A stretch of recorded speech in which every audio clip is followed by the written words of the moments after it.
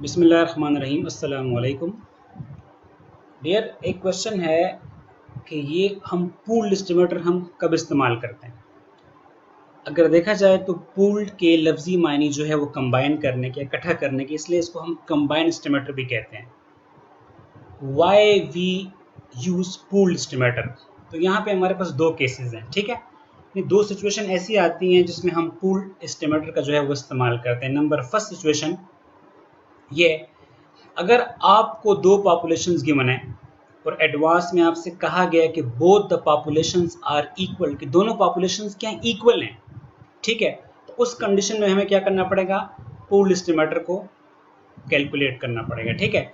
देखिए, इन दोनों पॉपुलेशन का जो मीन जो है वो अननोन है, ठीक है। मीन्स को हमने एस्टिमेट करना है, तो जब हम मीन्स को एस्टिमेट करने जाएंगे तो हमें पता है कि म्यू का एस्टिमेटर क्या होता है, एक्स बार, तो हमें एक्स बार को फिर कंबाइन करना पड़ेगा, जिसको हम एक्स बार सी से डिनोट करते हैं, ठीक है। तो पहला केस क्या, when both populations are equal, in such conditions we have to use pooled estimator.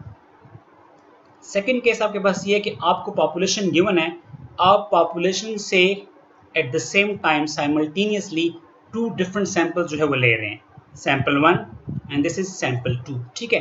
एक पॉपुलेशन से अगर आप टू डिफरेंट सैंपल्स लेते हैं तो वहां पर भी आपको क्या करना पड़ेगा, पूल्ड एस्टिमेटर जो है वो इस्तेमाल करना पड़ेगा, ठीक है। Let's suppose mu is unknown, in this case we have to estimate the value of mu, so by using both the samples we have to use x bar c, which is the combined estimator of mu, ठीक है।